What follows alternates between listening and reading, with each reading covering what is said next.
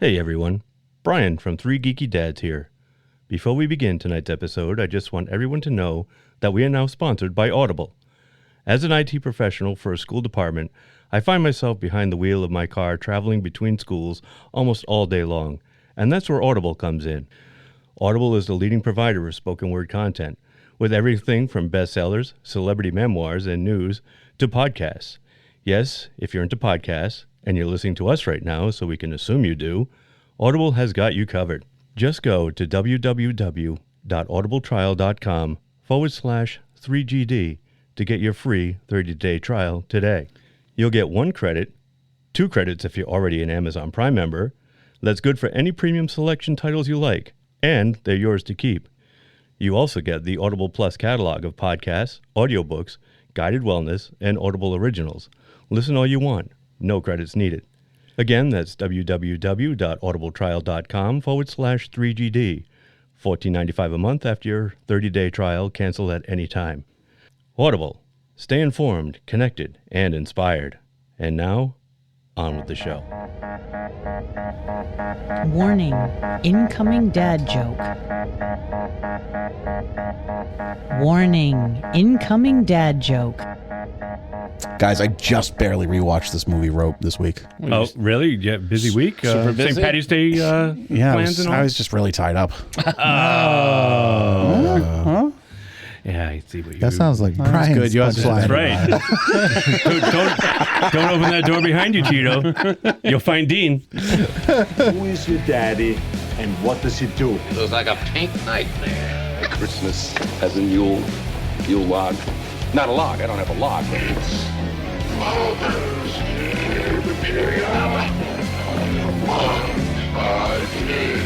All that I have, all that I've done, everything I feel, all this and more I bequeath you, my son. Your father was Frankenstein, and your mother was the lightning.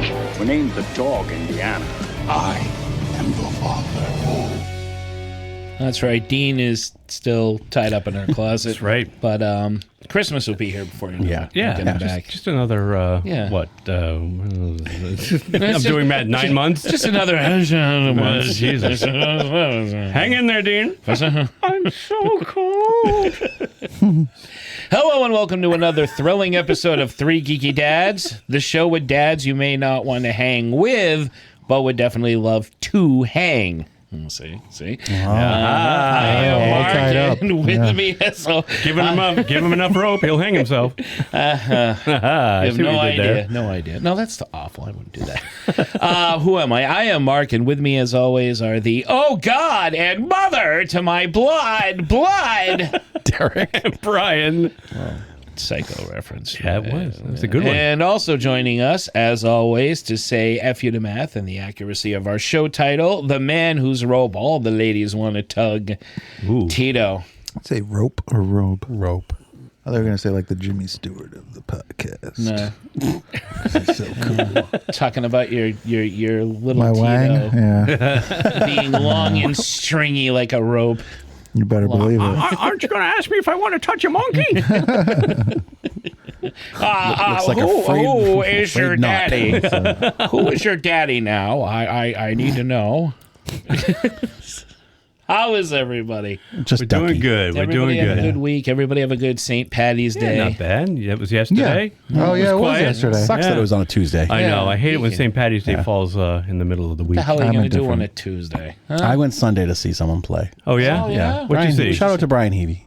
Heavey? Yeah, he played at the Parrot in Hull. Hull, Henry Yeah. Hull. Irish. It's owned by the same people that own the Tinker's Son in Hingham. So what kind of music are they playing? No, he did like Irish. Traditional yeah, Irish stuff. He plays guitar. He had a fiddle player. Oh, join sick. him, and it was cool. Rocky Road to Dublin and all that. Yep, Lowlie, the Fields of Athenry. The Lucky Charms. The Lucky Charms. That's the only Lucky Irish. Charms has a fan. Frosted Lucky Charms. They're magically delicious. Sorry to all my Irish in-laws. I'm not at all. They're after me Lucky Charms, don't you know? Don't you know? Don't you know? A little Minnesota. He's a little Minnesota leprechaun. Con.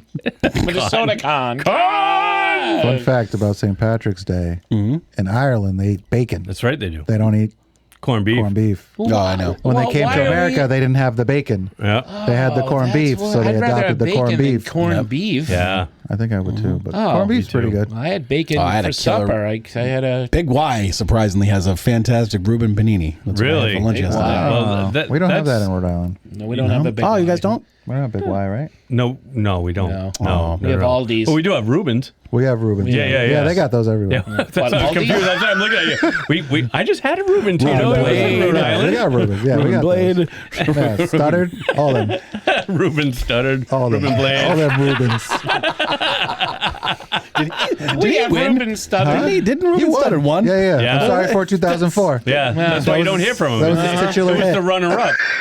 It was like Oh, it was every other, Clay right? For a Aiken. while? Was it Clay Aiken? Clay no. Aiken came in second Yeah, that year. Clay Aiken Whoa, yeah, was. you're Clay right, it Aiken was. ended up The having the Reuben. career. Clay Yes. Aiken had a better career than Yeah. Reuben. But Kelly Clarkson won. Kelly Yes. Clarkson And was the she's like first one one of the to win. biggest superstars. Yeah. She was Yeah. number Kicking. one. Yeah. She's But a lot of But them. after She's that, amazing. I love it's her. like Daughtry didn't win. He's got a better career Oh, than yeah, whoever. Wasn't he Daughtry. the winner? Yeah, Daughtry did not win. It was that Lambert. gray-haired country guy that won I that don't year. think right? Adam Lambert won his season. Oh, Bo Bice? Was no, that the Bo was it Bo Bice year? Bice? Bo Bice sucks. Taylor Hicks. And his brother, Patrol. who's his Oh, brother? The Taylor one Hicks.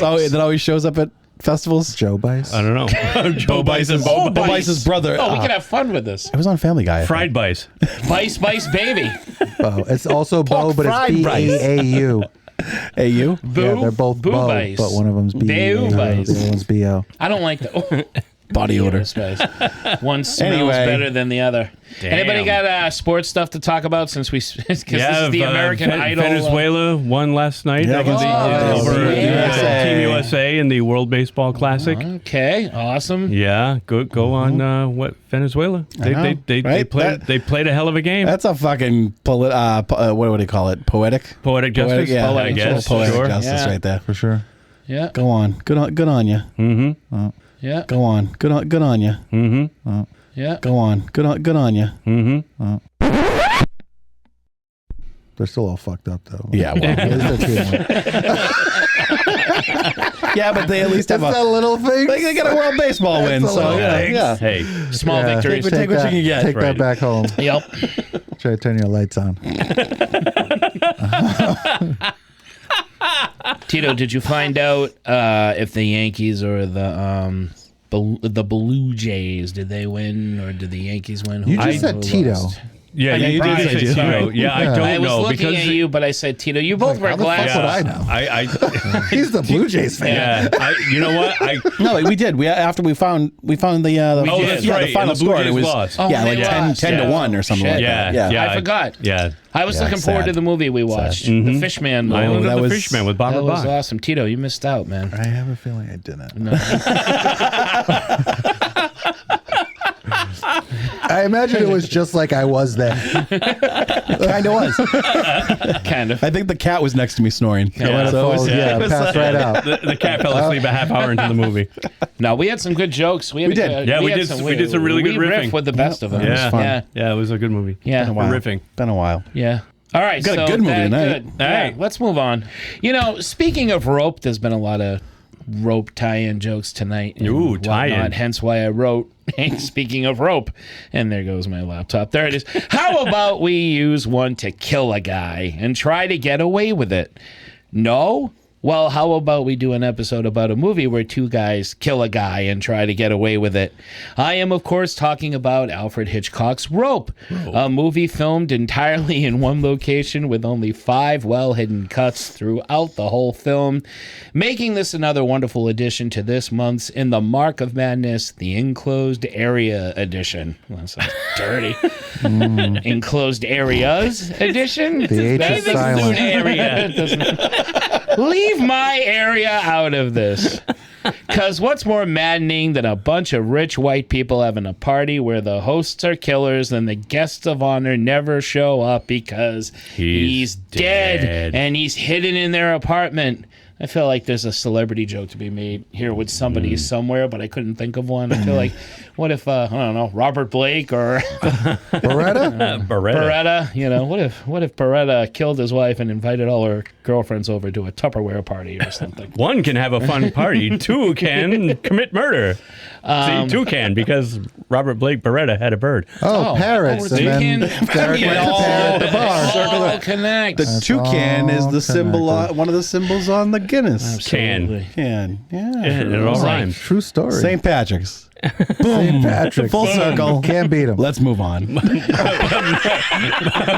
Mic drop. I'm gonna leave you on that high note right there. Hey, before we entertain you with some piano solo, champagne, and pontificating Nietzsche Superman philosophical jargon, our own host of hibachi and halibut, Brian, has prepared a yummy appetizer to start us off. Don't get me started on that because the weather's starting to get a little bit warmer. Today is not one of those days, apparently. What's that have to do with halibut? Well, I'm getting to that.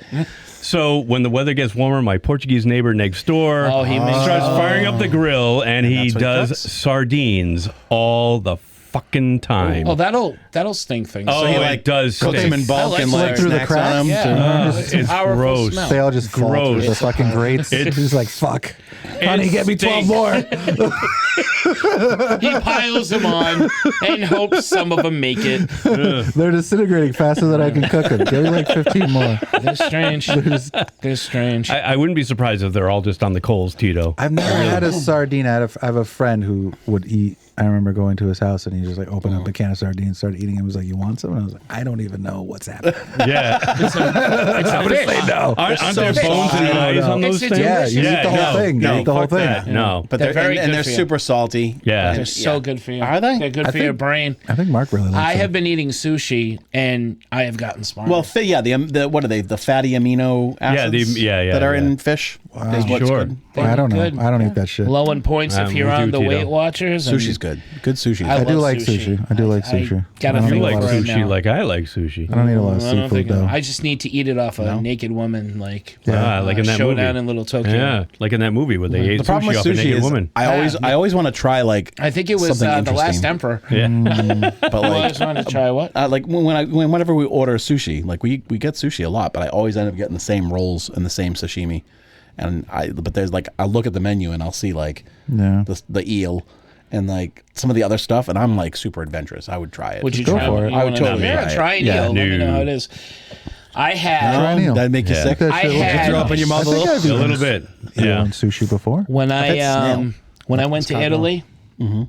I had squid with pasta. Oh, so good. And this is how dumb I was. Not much has changed, but I was like, what is this? And my dad, who wanted me to eat it and didn't want to tell me what was in it, it's like, that's a kind of Italian ham. I'm like, oh, okay, of course.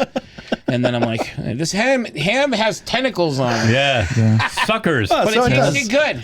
Some And of then that when I Cthulhu. finished it, my Because it dad's has like, sex with his he's sister. like, did you like it? I'm like, yeah. And he's like, well, that was squid. I was like, all right. That was squid. Now you know. Squid, now I know. Now I know, and I'll never have it again. Fried calamari. Was it chewy? No, I mean, it tastes- was like It was chewy, Well, but that's- I yeah. just thought Was it was it breaded really or chewy. anything? Yeah, no, it wasn't breaded. no, it was just like the squid had been cooked. No, it looked like if you took if you did take Well, and this was deli in Italy, ham right? and put it in the pasta. This was in Italy. Interesting. This was in Yeah, Italy. so like they eat it like they cook it right on. Oh, yeah, it's they'll out make- in the they can open. make anything big pieces good. of fish. They and- can I make do. anything. I mean, I do like So calamari, good. so I feel like that one. I feel that like was not too bad. calamari works, and sardines too. We had sardines over there. Yeah. as an appetizer, you know. That's And speaking of appetizer, Speaking of I'm so appetizer, sorry, that's Brian. a good What's- segue. no. That's what we're here. That's for what the- we're just here for the hell for. of it. The appetizer Just for section the hell of it. of our show. Thank you, Mark. You're welcome, Brian. And welcome back to the podcast, Daywalkers and Night Stalkers. Here on the show, all month long, we celebrate March Madness in our own way, which usually means our own master of mayhem, Mark, picks out the craziest films he can find to inflict on us all, and that includes you, brave listener. Which I have not done. Not this year. Yeah. Because this year... I'm coming back. This year, however, Mark gets claustrophobic on us by picking films that mainly take place in one confined location. And for this week's pick, Mark has chosen Rope, the 1948 film directed by Alfred Hitchcock. Rope takes place entirely in the New York apartment of two young men, Brandon and Phillip, who use a piece of rope to strangle a classmate of theirs named David just to see if they can get away with it. They then hide David's body in a large steamer trunk, after which the pair throw a party where the invited guests include David's fiancée and his father, and one of the other guests is their former professor, played by James Stewart, who begins to suspect that something sinister may have happened to poor David and that Brandon and Phillip may be involved.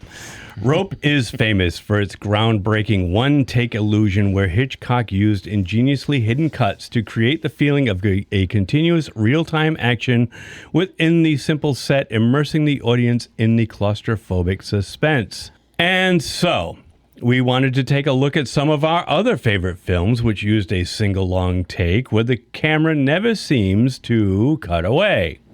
Beautiful.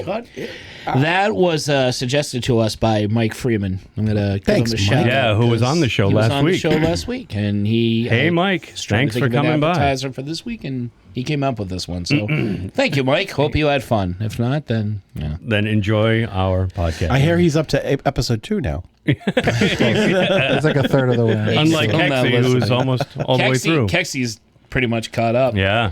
Who's going? It is Tito, I believe. Tito. Oh, wait, no. We me. let Mike go, so it's Brian. Yeah, so is me. All right, so... Ryan. Sorry, Tito. I'm going to go first.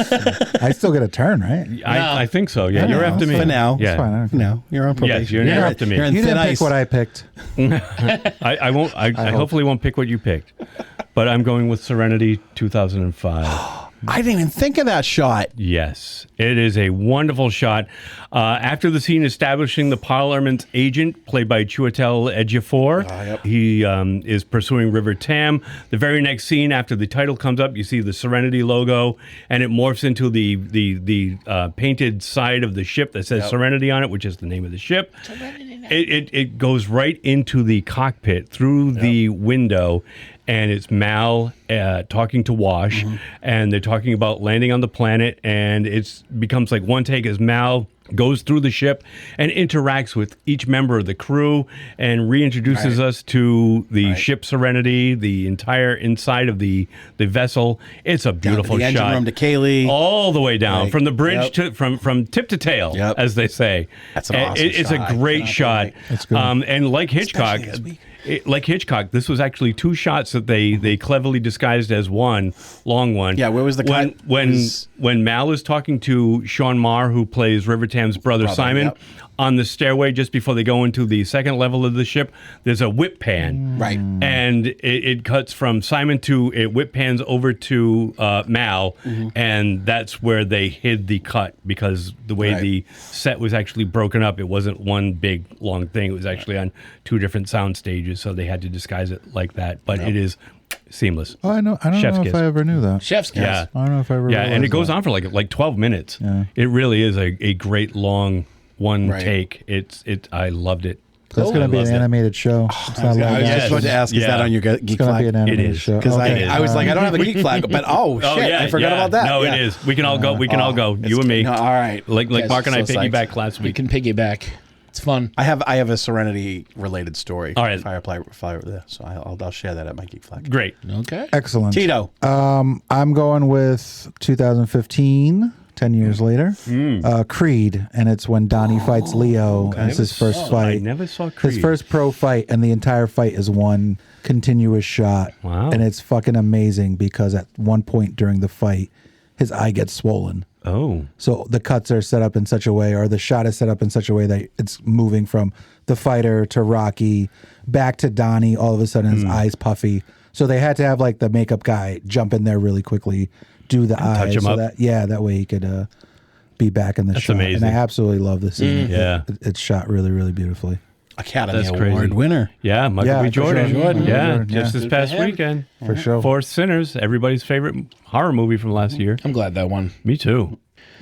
I got Shaun of the Dead, Sean's oblivious walk from his flat Oh, yeah, that's a great one. to the store. And they do it twice. They do it twice. They do it But the twice. second time is Yeah. But it Beautiful. It just mirrors the Yeah. original establishing shot before the world went to shit.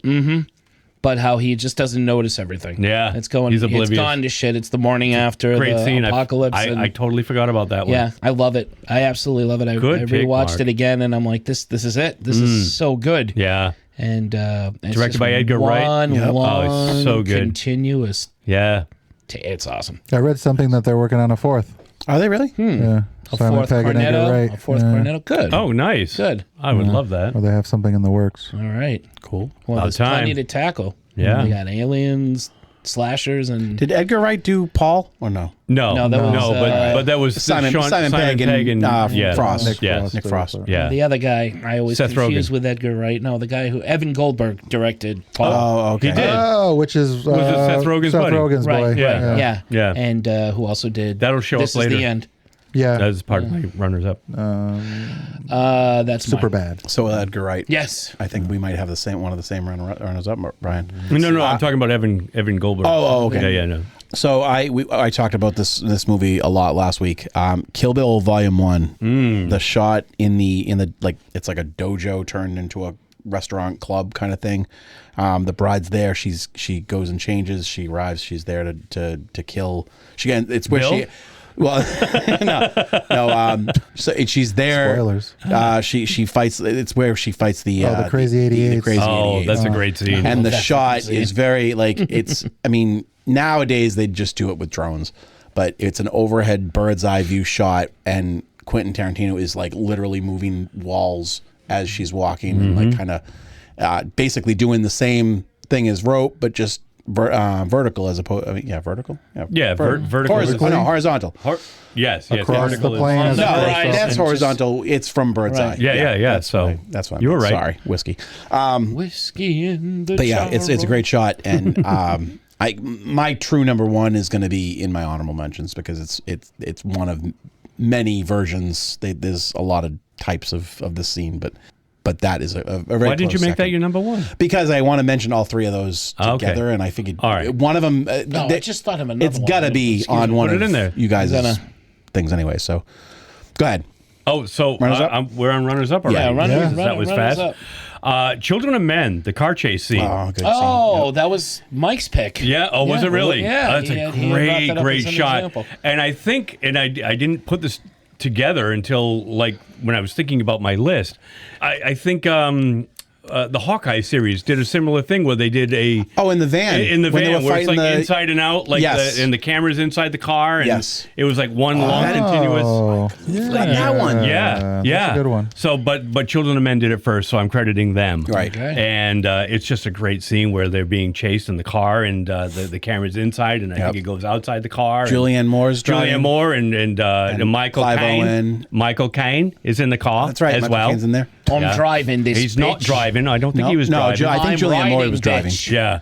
I'm letting Julianne Moore drive the bitch. Yeah, Has something that was to just do a with the bitch. great shot. That was so cool. That's a really good movie. It's a really good movie. One of the first movies I saw with Kathy. I think we were dating when that first came out. So it was Nice. about 2006 or 7. Do you have any other runners up? I have. Are we running through all them all? at that yeah, one? go for Okay. it. Let him rip. 1917. The entire movie is one long shot, basically. Oh, I never saw. Was that? oh, Is that? so That's not. That's Nolan. Was that Dunkirk? Oh, No, Dunkirk you're was thinking Nolan. That's Dunkirk. right. Yeah, That's no, right. Sorry. 1917 is not Nolan. But the entire movie is like one long continuous take. It just follows this kid as he's trying to get a message trenches. from one spot to another and find his brother too. Great freaking movie. I saw it once. I got to see it again. I saw it on the big screen in the movie. I don't want to watch movies like that right now. Daredevil, Yes. the hallway scene, Yes. the Netflix TV series, the original one before Disney rebooted it. The hallway fight scene. I forget the name of the fucking episode. It's but season so 2, good. episode 3. Thank you, Derek. Yeah. I still don't know the name of the episode, but I it's didn't so either. good. It's called So Hallway good. Fight. And my last one, speaking of Evan Goldberg and Seth Rogen, is the studio from Apple Plus TV. Yep. They did an episode, and the second episode of their show, The Studio, is called The Oneer. And it's the whole episode is one long take. Oh, that's and, cool. And in the episode, they're talking about doing how difficult it is to do one long take shots, and then it turns out that the entire episode is one long take. Oh, as they're trying. Sarah Pauli's in it, and she's directing I love her. she's directing a movie. too. and they're trying to do like the golden hour shot, and the cinematographer's like the light is perfect, but Seth Rogen keeps fucking it up because he's looking for his weed or something. And I still haven't seen that. Oh, it's such a great show. Things about it. Awesome. Such a great show. Catherine O'Hara. Oh, so good. Check it out for one of her last things. I saw her clip. Yeah, yes, I did because see of the Oscars. I had never heard of the show, but until I heard that, and there's a scene with her and Seth Rogen. So good. Check out this series. It's so good. And I think that's pretty much it for me. Yes, that's it for me. All right. Tito. I got runner-up True Detective season 1, where Matthew McConaughey's trying to leave the trap house, and it's like shot from above. Yes, and it looks like I don't know. It looks like a video game. And it's true. He's trying to escape the neighborhood. Yeah. But I absolutely love that episode, and I love that scene. That's a great show. Daredevil hallway fight, and then I wonder if you have this one too. If it's similar to this, is Old Boy? Yep. Old Boy, the hallway fight. There's actually there's 3 good hallways, and one of them is another Daredevil because it's Defenders. It's when they're in the law office place. All 4 of them. All 4 of them. Elektra's in it. Yeah. In that scene. Now, didn't the Raid also have a good one take? The Raid. Yeah, I think there was one. I think there was. Yeah.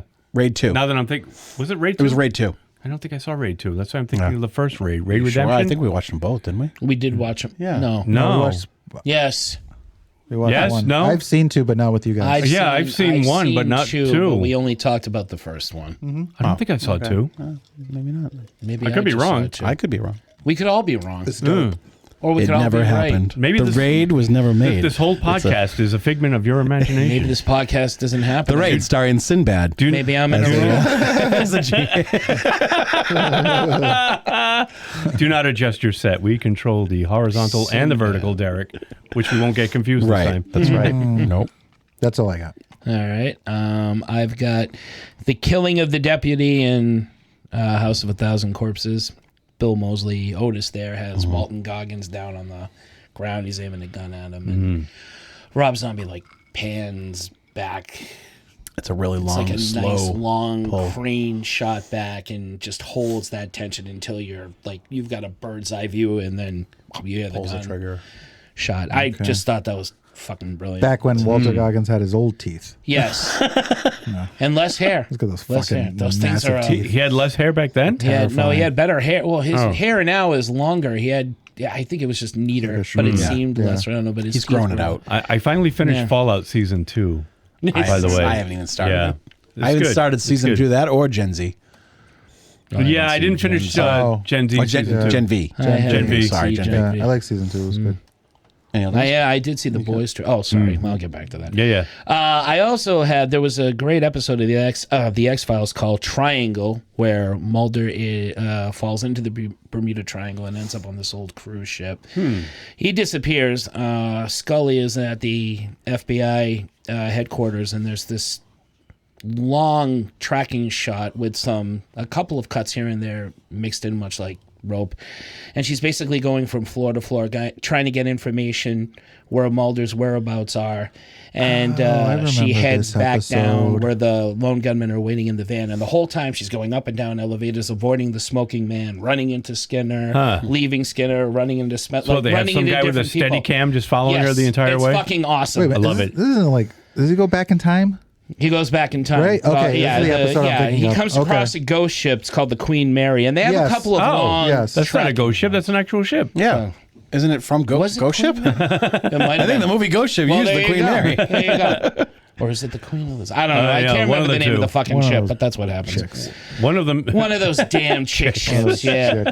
And one I just thought of now, Deadpool Wolverine, that track shot of them killing all the different Deadpools at the end. And they go through the bus, and they're running along, and Like they're following along the bus. It's awesome. That is a good one. It's awesome. So I had the can I toss one more in there real quick? I just realized the opening to Halloween. That original, the original Steadicam shot following little Michael around the back of the house, watching his sister and boyfriend, then going up there and stabbing him. Little creep. That's also on there. All right, go ahead. That is a good one. That's one that I'm disappointed that I didn't think of. And the Jaws one. Who thought of the Jaws one? No one, but I just thought of it and I didn't write it down, but I'm throwing it in there now. You can say it right now because nobody else did. You can't forget so about I mentioned the hallway things. Jaws in the hallway. Jaws in the hallway. Such a jerk to me. Jaws in the hallway. There's so much abuse from Tito. Just from the Tito wrench in alone. the hallway. Land shark. Land shark. Candygram. Not at all. Land shark. Similar to yours, the True Detective, there's an overhead shot that looks very much like a video game from John Wick's Chapter 4. Okay. It's towards the end. It's a shootout. He's moving through like these apartments, and he's like room by room. He's got like incendiary buckshot. So it's like explosive artillery. It's really cool. Boogie Nights, the opening shot. Yeah. Oh yeah. Where you're like going through the club, making you introduce you to all the characters. Yeah. Around the pool. Right. And what's his name? Burt Reynolds is getting out of the car. Right. And, yeah. Right. And they follow Roller Girl like going through the club, kind of greeting a bunch of their different characters. Yeah. There's a scene in Last Night in Soho. That was the Edgar Wright connection I was making. Yeah. Yeah. There's a scene where they're dancing. There's like at a club, and the movie is all back and forth between Thomas and Messina's Thomas and Mackenzie, her timeline, and Anna Taylor-Joy, her timeline, and the scene kind of switches them off in the middle of the dance with the main character, with the male character, and it's really cool the way they did that whole shot. And finally, Spectre, the Bond movie, the opening of that, the cold open. That one. The Day of the Dead ceremony festival. There's like a Dia de Muertos thing, like a parade and celebration going out in the courtyard. He's in a hotel. He's on a roof after that. Right. He's like going from rooftop to rooftop like, with the gun. Is that the one with Batista? Yes. Yeah. Yep. Is that good? I never saw that. Yeah. Oh, it's that's very good. Yeah, Spectre was a good one. So the cold open of that is all at one take. So yeah, that was it. And that lasted like 15 minutes too. Right. That's a long take. It is. You know, you talked about it last week, but you didn't bring it up today. Goodfellas. The restaurant. Yeah. Right. That's I right. mentioned it last week. I did too. mention it last week. I can't everybody remember and- why, but that is I also thought you were going to have it. a one-take shot. Yeah, follow him through the club. That's right. And then he kissed me. That song. Great song. It is a great song. It's a great soundtrack. It's a good movie. Good picks, boys. Good picks. Excellent appetizers. Shall we move on to the main course? Let's do it. The main course. Curse. It's the main course now. It's the main course. You are cordially invited to attend a party. The guest of honor, you. The people invited, your friends and family. Please RSVP immediately, though, and please arrive a half an hour early. After all, we have to kill you.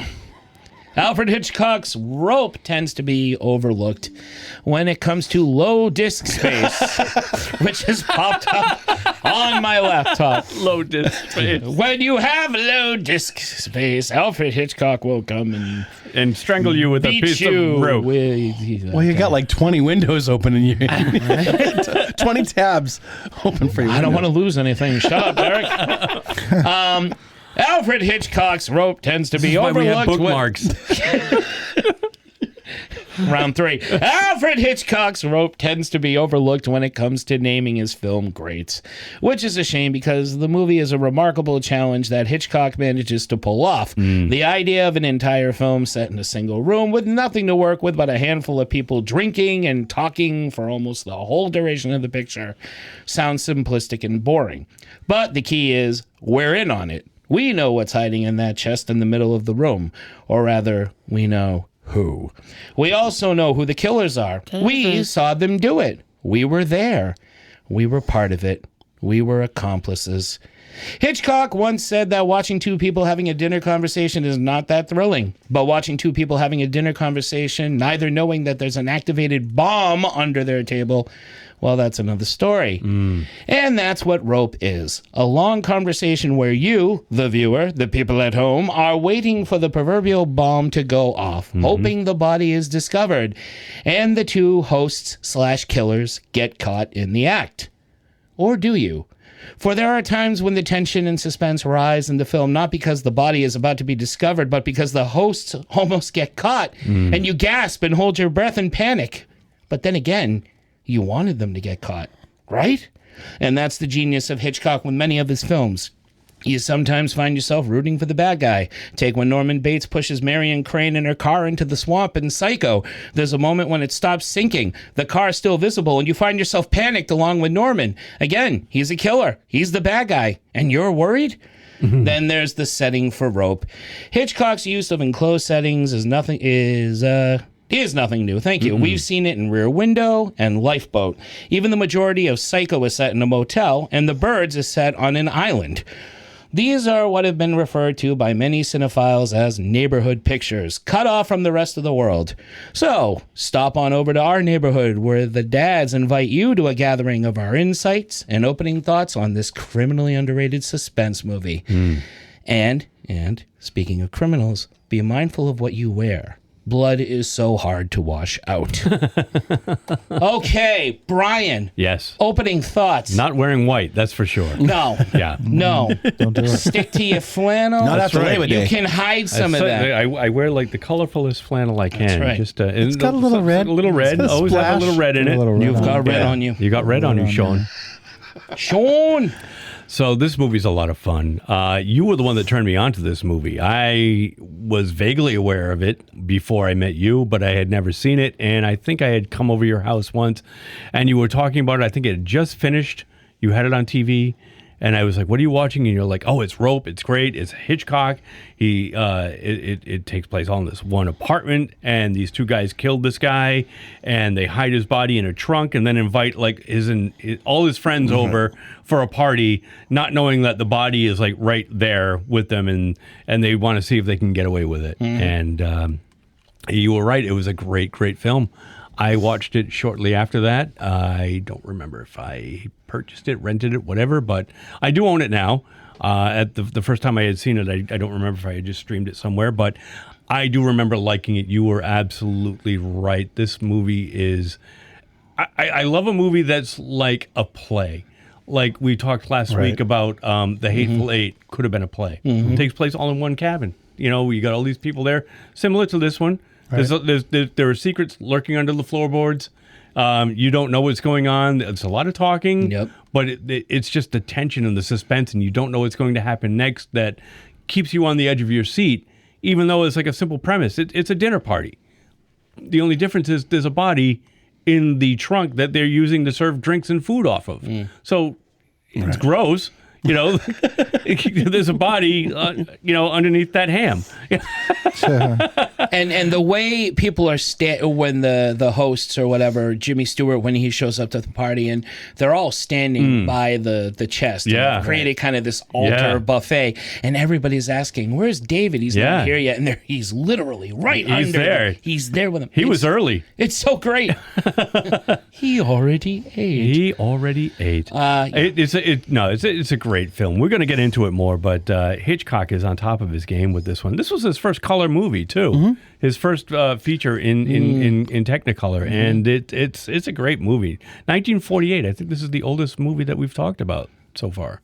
Yep. I think you're right. I think it might be. No, other than Universal horror. Other than the classic monster. Psycho come after this? Psycho came out. Psycho came out in the 60s. 1960. Yeah. Okay. Yeah. That makes sense because he was able to make more movies.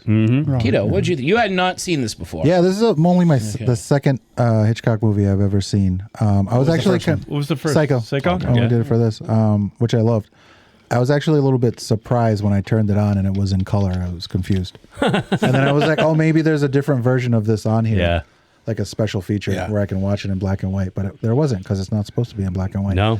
I mean, you can turn your color down on your TV if you want to. It has been done. Ain't nobody got time for that. I got the emphysema. I got the emphysema.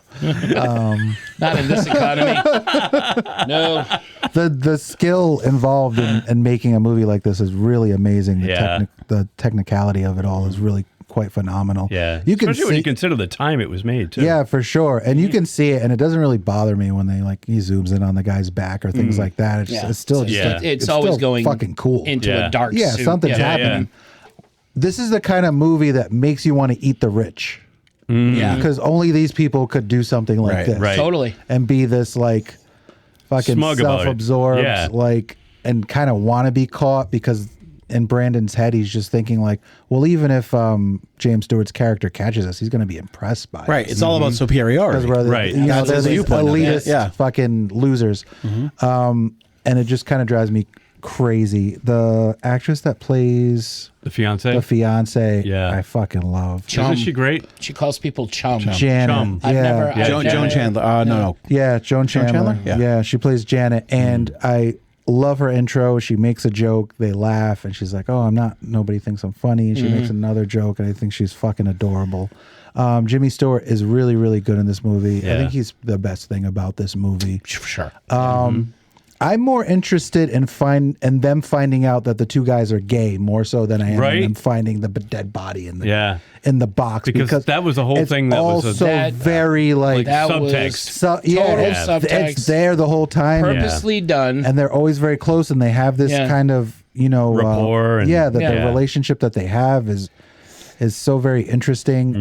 The Philip character is just like kind of grates on me a little bit, even though like a lot of I think the characters in this film are not supposed to be likable people. Right. No. He's the least likable. So he's the one you stand don't like worse. Philip Farley Granger, who I really like a lot. Yeah, Farley. I find him, other than Jimmy Stewart, I find him the most interesting character. And the reason I do, not to cut you off, go but for I'm it. going to throw this in real quick, is because he's the one you're keeping an eye on the most. Yeah. Because you're wondering when and if he's going to crack. Right. And that's why I find him, the most interesting. the look, his Yeah. looks, his mannerisms, his As he when he's panics being more and more as the- interrogated by playing the piano and Jimmy Stewart's I like him. I think he's a very interesting character. So There is a lot going on with him. He breaks the glass, and he's just kind of really trying to give it away. They're both trying to give it away the whole time in a different way. Yeah. Which like gets under my skin a little bit. But again, they're these kind of elitist people who don't see. I mean, Philip certainly does, but I don't think Brandon sees what the repercussions are going to come from all of this. I think I would like it more if Jimmy Stewart was impressed by them at the end and didn't fire the shots out the window. If he was just like, "Oh wow, great job, guys," My minions. because then it would all kind of Drink fit my with them. Kool-Aid. It would all kind of fit. Well, right? I feel that's like the thing too, it because would've weren't they doing it tanked all even based more. on like his teachings too? Yeah. Totally. Yeah. All the So, I mean, conversations they, yeah, they his they have. took philosophical inspiration from him. conversations. Yeah. When do you think he figures it out? I mean, early on. Yeah. Oh, the hat. Because No, of the well, hat. that's I think the nail in the coffin. That's like okay, That's the yeah, they nail in the definitely did coffin. this. I think Jimmy Stewart. But then is that But when I he think- figures it out? Yeah. No, Yeah. see, I think beforehand he knows. Okay. I think he keeps staring at that or he chest. suspects. Yeah, Right away he asks the maid like, what are we eating from? Yeah. Why are we And eating she's up like, a first thing he don't notices. ask me. It was their idea. Right. They all are like that though, because they're Yeah. all not Well, except not so used what to- is it? The grandmother or the dad's Oh, mother? the aunt. Oh, yeah, the aunt. his Yeah. aunt. God, does she crack me up? Oh, She's just. She reminds me of somebody else, and I don't know who, but She's just like her a- voice. I felt she's the like- same way. I was like, she reminds me of an actress from that era, but Right. I don't know what actress. The first She's time like I saw her, the she reminded me of butchier like Una O'Connor. well, not Una can see O'Connor. that. Smoking I can see that, slower yeah. You know who she reminded me? Una She O'Connor. reminded me of. Remember the show Bewitched? She reminded me of like one of Oh, Samantha's like yeah. one of her aunts. or relatives. Yeah, One of those kooky one? crazy, Yeah. like, Okay. eccentric, witchy Right. kind of Kooky like. aunt. Yeah, exactly. Yeah. The kooky aunt that would show up, and Right. that's what she reminded me of. And how Jimmy Stewart just fucks with her, the something of the Yeah. something. Oh yeah, that actor yeah, that was yeah, in something. that. Yeah. Oh yeah. There's something. There's something. David, are you going to play? That's not David. I don't know. There's always a great quirky character. Yeah. Yeah, it's a fun movie. I mean, I only have the two. I think Psycho is a superior film, but this It is is. a Well, really so great far film. you've liked two, so I think you might be on your way It to being is. a Hitchcock fan. Well, I've you just only have to seen the watch two. more. Yeah. The true test will I'm be surprised you haven't seen like Dial In for Window. Murder Or Rear Window. No, I just never, Rear Window is never got Yeah, into Rear it. Window's a great I movie. have them. top Watch I'll watch one. them. I've been meaning to see Yeah. some of them ever since we watched I'm gonna Psycho. make Tito Yeah. a playlist. It's just gonna I, say Tito. um, Watch this. Tito. The Man Who Knew Too Much. Also, my favorite scene Good one. involves Brandon smoking a cigarette with his hands tucked in his pocket, which I think is the most interesting thing I've ever seen anyone do in a film. He lights He smokes a lot of cigarettes. He puts it in his mouth, and then he sticks both hands in his pockets. Yeah. And is having an entire conversation. With that cigarette just dangling. That's like, if that guy's not a killer, I don't know who is. You know, like that's like a sociopath do shit Totally. like that. He's the devil. He's totally a sociopath. He's the insane. devil. That's what they call him. They call him a devil. You know what I think what I really would have liked, and I don't know if you could do this, and I don't know how it would work, if he wasn't actually dead and he came to every once in a while. And they had to find ways to strangle him enough. They had to like incapacitate him every so often. I feel like if they until did could get rid of that's everyone. like a the Mel lid of the Brooks. trunk would pop up a little bit. Dude, I was like, they would hear like the plates on top. Yeah, the whole time. I knew the end, but I That's think like if a I had Mel never, Brooks parody. Yeah. Actually, you know what that would be like? That'd be like Scary Trick or movie. Treat. When what's his name? Baker there. Dylan Baker. Dylan Baker. Kills the kid. Yes. And talking to the neighbor. Yeah, and he's burying him in the backyard. Thinks he's dead. He keeps struggling. He keeps. I feel like I would have liked something like that. I think it would have been good. It would have went into a Different direction. The thing is, like, I knew how the movie ended because you guys had talked about it before. So as soon as the movie starts and they strangle him, and Brandon puts his hand over the guy's chest to see if he's alive, and I thought that's not how you see if people are still alive. Well, it was 1948, Tito. That's all they knew. I was thinking, he's not really dead. I mean, this has been around forever. I feel like. For the audience at home, I put my fingers to my neck. Fingers to his throat. That means I'm going to drag the body over a dead toad to see if it comes alive. Well, they said they were the smartest men alive. Throw it in a river, see if it floats. So doesn't mean they are. It's a witch. If I hadn't known what it was going to be, I would have thought like, oh, maybe he's not dead and he's going to fucking try to break his way out of the box every once in a while. That'd be hysterical. That would have been good. But it's a cool movie. Baby. Hello, my honey. Very cool movie. Cool movie, cool idea. The skill involved in making it was good. really, really cool. Mark? Yeah, this is one of my favorite Alfred Hitchcock movies for all the reasons you guys talked about. I like Jimmy Stewart. I love folksy, what's the word? Young, all down home American, all shucks kind of. All shucks, all American boy. But in the Hitchcock era, he's old and he's jaded, and his performances are so much better. Rear Window included, Brian was great in that. But in there's something really sinister about him, and I think at a time I rewatched that about 3 weeks ago. He almost is impressed with what they did, and then he's horrified that he's impressed, and that's why he makes that great speech at the end. And firing the gun out the window, it was just a nice touch. I love seeing angry Jimmy Stewart. You don't see it a lot. No, you don't. You see the folksy, oh gosh, Mr. Potter, you said, what'd you say? You said that the building and loads. Yeah, and, the Mr. Smith Goes to Washington, Jimmy Stewart. Right, but this one is, you're going to die, Brandon. Yeah. You're gonna, and I'm like, holy You're both shit. dead. He's scary. Yeah. I really like him in that. I love the actors. I think the whole cast is phenomenal. It is like a play. It's a quick watch. It was based on a play. Yes, and you could totally tell, right? Based on a play. And no outside shots except for the opening and the all done on a soundstage. And he does a good job with like projecting that image outside the window. Yeah. Like, it's a beautiful getting darker and darker. Exactly. Sunset. Yeah, because the whole thing it takes place over like just a few hours. Right. So you can see the and it sun goes from setting. day where he couldn't Late do it. They afternoon couldn't to do early anything evening. out in daylight. So and then it gets Some lights dark. start coming on. Yeah. And finally, rooting for the bad guys. Like, it's easy to root for, like, a Jason Voorhees or a Freddy Krueger. These movies are slasher movies are fun. They're silly. You want them to kill everybody. This is different. These are real people. They're committing real despicable acts.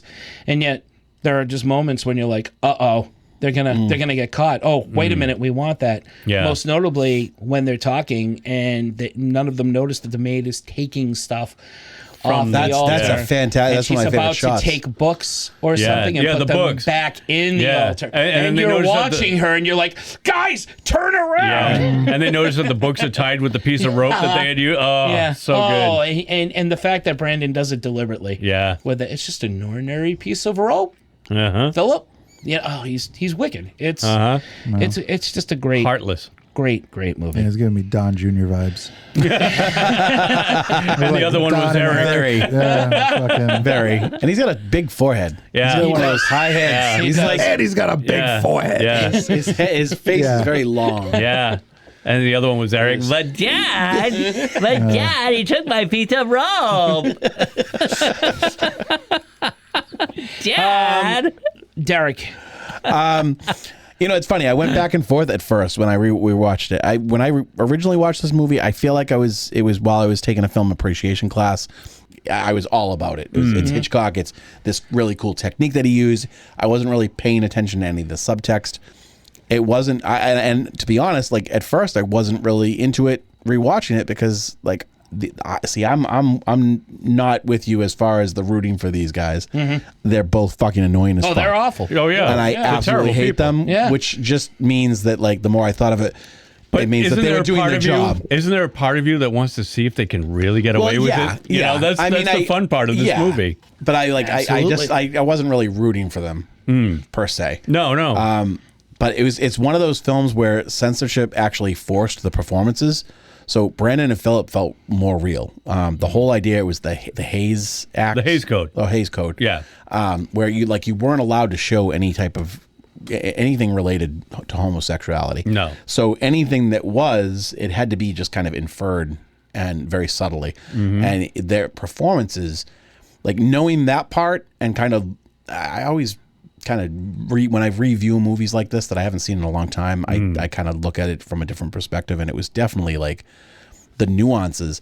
At first, I absolutely hated him as Brandon. I fucking like the way that he spoke, the way that he said his lines. I was getting like so annoyed at me, like God, this is fucking terrible. But then the physicality part, like and all those moments where they're like kind of close and they get in like right over each other's shoulders, or it just kind of came across like knowing what I know about it now, I'm like, wow, like it was there. It was like they did a really good job. Is this something that Hitchcock ever admitted to, or? I don't know. I don't know if he ever in an interview said anything. No, but other film historians. But the play, like the play itself, and the real life story that it's based on, it's two students that killed a kid and they were gay. They were a couple. And the professor that taught the two of them, and I'll get more into it in the trivia, but the professor, the James Stewart character, he was actually gay too. Like he had a relationship with one of the students. So it's very like... Where did you see this? I was reading up about the original play. The play? Oh, yeah. I didn't know that. Yeah, which was it's in the trivia. I don't remember what year it came out. But yeah, watching now, they very the original play came out in the 20s. Right. Yeah. Which I found surprising. I'm like, Jesus. Oh, that was before the Hays Code. They could do that. They could do that back then. But very clearly, they read very clearly as a couple. And once I looked at it that way, it shifted from being about the murder to being a toxic relationship. About control and dependency. Yeah. Like the two of them, it's very... Phillip is not morally better than Brandon, but Brandon is just more accepting of who he is, whereas Phillip is terrified of being found out. Yeah. There's like a dominant versus submissive thing, and a carefree and versus... perfectly anxious. Yep. Like he's spiraling, whereas he's just cocky and controlling and carefree about it. It's one of those movies that are lackluster to the average viewer, I think, but when you pay closer attention to that stuff, because you have to write a synopsis or a podcast, you pick up on a lot more and it becomes a better film. Oh, that's interesting, because I would tend to agree with you, like the average viewer might see that, and I did read it didn't review very well when it initially came out. No, but it's like a different time, so they obviously people like I feel like I tell people I like Hitchcock, so I recommend his movies to people, and I feel like if I recommended it to someone at work and they watched it, they're not going to really pick up on the stuff that I picked up on watching this the second time, or whatever time it was.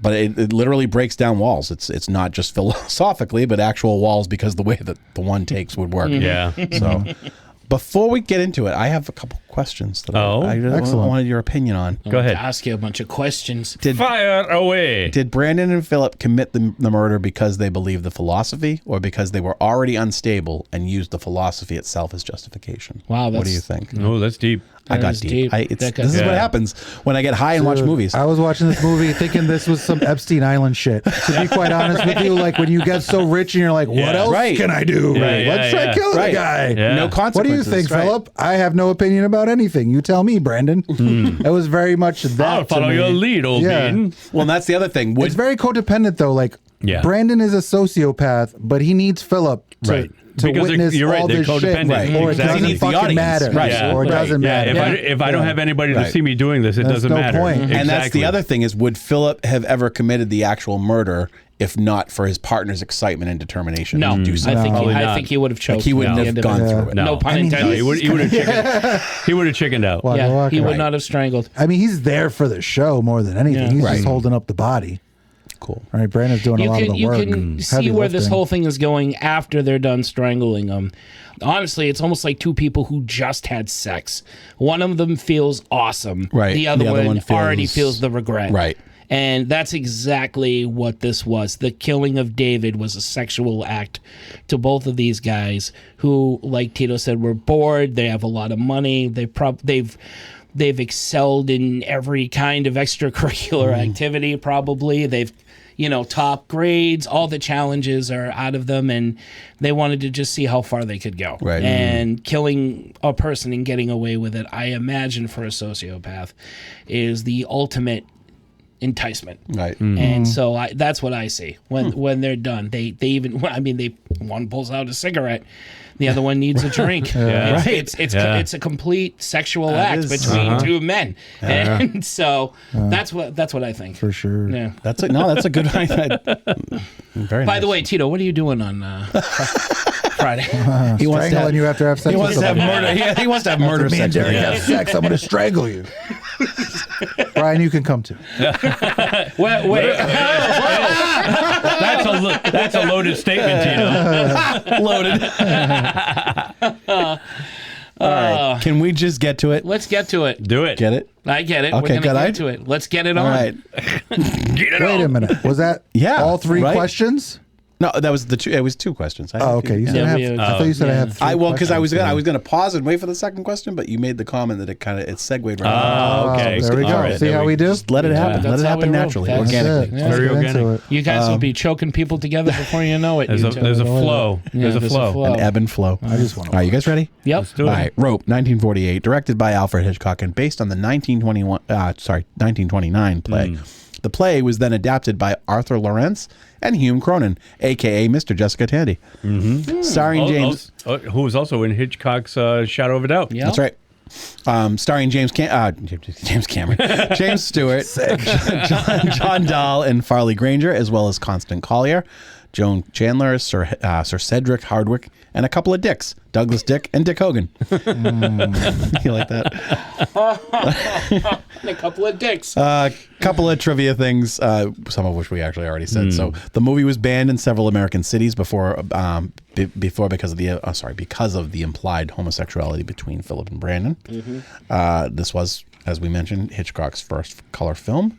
The film is part of the 5 films whose rights were bought back by Hitchcock and spent years unavailable. Yeah, they were missing for quite a few years because because of rights tied them up. And do you know that you know the 4? I know The Trouble with Harry. This one, was it Lifeboat? Nope. Rear Window. Oh, Rear Window. The Man Who Knew Too Much. Yes. The whole Jimmy Stewart movies. Yeah. And Vertigo, which I was surprised that was one of the ones that wasn't you're right. available. All Jimmy Stewart movies. The film contains only 10 shots, and the Rupert Cattle character in the film is very different from the one in the play. Like I said, in the play, he's 29 years old and had an affair with one of his students. Oh. He was also only the teacher of Brandon and Phillip versus having taught all 4 of the young men in the film. And there's also in the play, there's no Mrs. Wilson in the play. It's instead a French servant who's male, who's named Mistress. That was listening. That was Sabat. Is that who it was? Yes. I too drank the cognac. Mon Dieu. Colleen Camp. That was listening. Colleen Camp's Rope. That's right. Actually, and she was killed by rope. That's right. Oh, Yeah, in the see what we study. do? Yeah, she gets strangled by Mrs. White. Oh, it just got deep again. Spoilers. Spoiler. Yep. All right. So. Oh, can I throw in one? Absolutely. Go ahead. So you never really see David in the movie. That's right. The only time you see David is in the trailer, which was specifically shot for this movie, where you see David with his fiancee Janet on a park bench just before he goes to see the two guys That was kill the him. trailer? That was the trailer. Oh, shit. They So should you have do to look that more up on stuff like that. Facebook. And I gotta who is watch it that that does trailer. On like a, Facebook, on YouTube. and then someone does like a narration? Is it Jimmy Stewart? It think? might be Jimmy Stewart. Yes, And he's- yeah, This he's is like- the only. It's the last time you'll see David alive. Yep. Yeah. Yep. Oh, what Yeah. a great idea. Yeah. It was kind of cool. That's Yeah. phenomenal. All right. So, it was like a whole other scene that was in the trailer that leads up to the rest of the movie. 'Cause Really the cool. next time you Really see well him, done. he's For something that was done in 1948, you know? Right. It's like a trick that they would very do now. clever. All right. So Hitchcock starts us off right away with the murder. There's a scream, which doesn't make any sense because the man's being strangled. Yeah, but I always assume Sorry, it's like Hitchcock, it's Philip being a fucking pussy. yeah. Honestly. Like, he's might like, not what are we be doing? that. It is off screen. It's off screen, so It you're is. right. You're right. It could have been him. The scream comes from outside the apartment. Wait a minute, Brandon. Ah! Oh, I pierced the toast. We're doing it. We're doing this. I pinched my finger in the chest lid. What did that scream remind me of? Not, oh my God.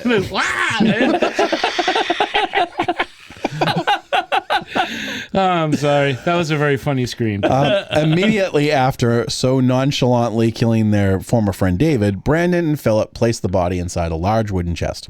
Phillip is freaking out almost immediately, while Brandon is calm, cool, and collected, and already pretty cocky about it. The 4 C's. The 4 C's. Yeah, that's true. I gotta find 3 more so I can make 7 C's. During the first long shot of the film, Brandon and Phillip discuss doing the deed. Not sex. No. They're talking about the murder, the sex. No, the murder sex. Wow, How it made them, how it made each of them feel, and how they plan to go forward. Apparently, as planned, at hosting a dinner party, which was all this. This was all part of the plan It's of them. all part of the show, folks. The guests include David's father, his best friend, and another former prep school student, Kenneth. Oh, his best friend and former. Okay, there we go. Sorry. And That's why punctuation is important. Of Janet. Former lover of Janet. That's Oh, right. okay. I'm just But gonna he's get not to that. David's friend. Yeah, no, he's his best friend. They're all friends. They're all friends. Kenneth and David are best friends, and they have kind of grown apart because Janet Because left. she's left- Well, she yeah, didn't- yeah. But then we find out that she didn't really leave him. He dumped her. Yeah. What did he say? He put her off. I Is that what the forget. phrase Yeah, is? something like that. He thought he wasn't good enough for her, I think. Oh, pushed her Wasn't off, or Got her off. no? She's adorable. If he got her off, she'd be with him. She has her moments. Yeah, I like her. So adorable. Kenneth and Brandon's ex. Yeah, you never know, bro. Kenneth could be one of Brandon's exes. Yeah, Well, Yeah. true. Back in school. The guests include David's father, his best friend, and another former prep school student, Kenneth. Kenneth and Brandon's ex and David's new fiancee, Janet, and the four boys' former prep school teacher, Rupert Cadell.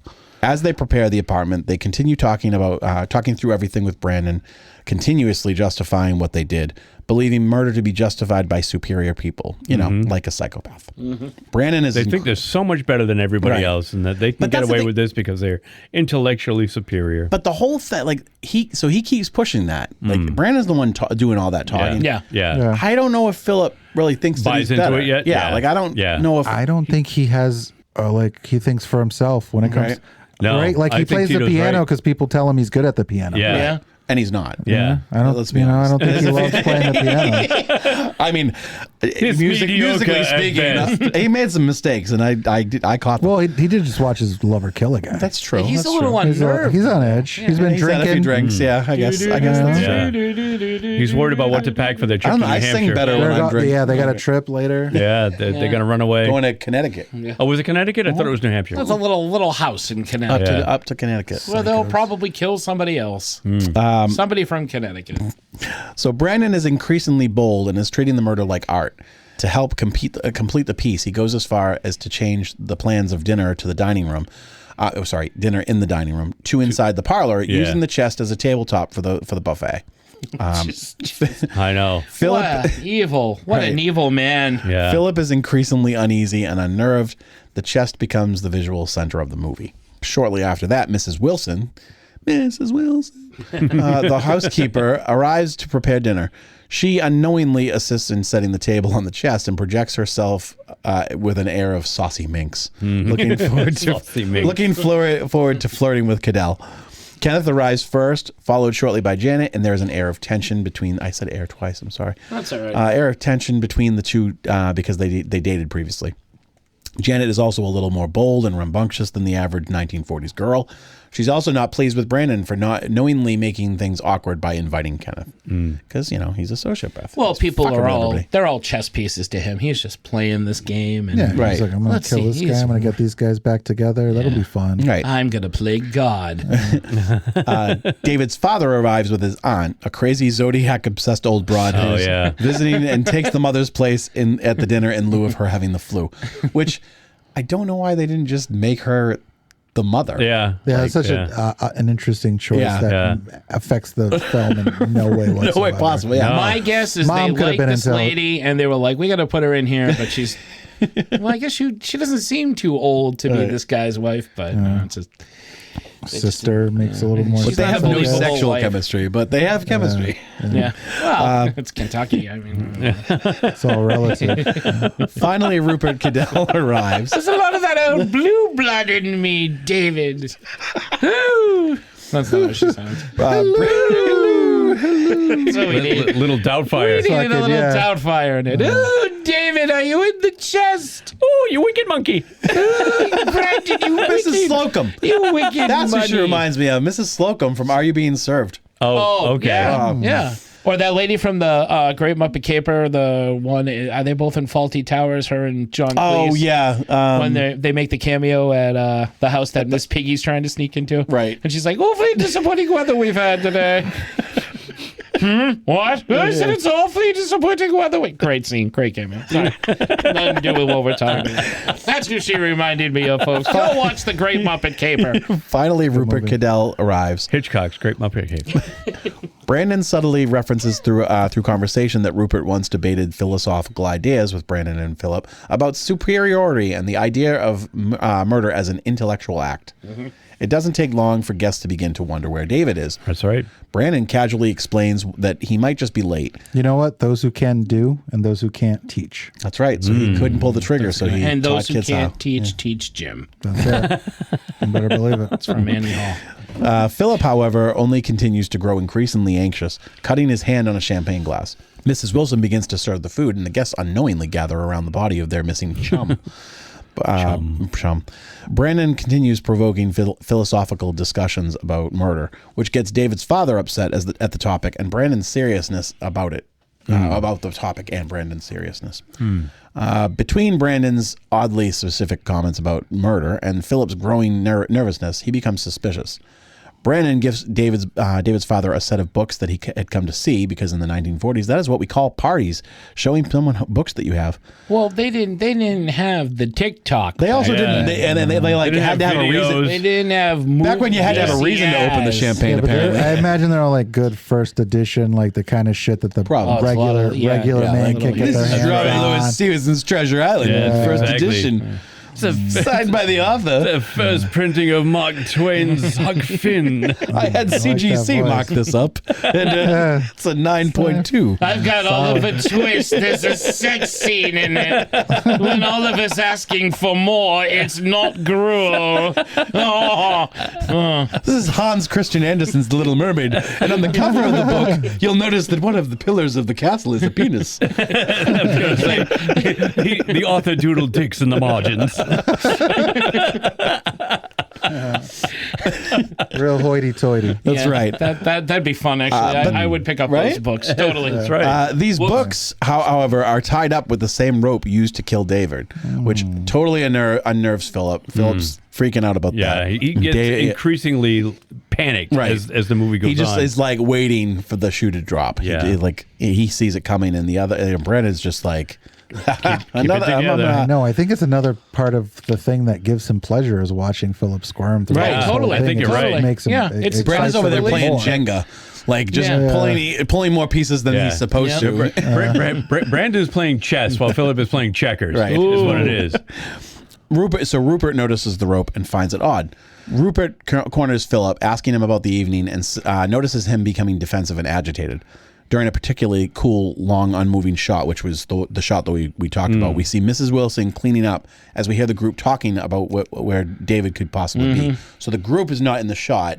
It's just a long shot. You can see through the apartment to the kitchen. Yep. She's walking back and forth, and you see the chest in the corner, forefront corner of the shot. screen. Yeah.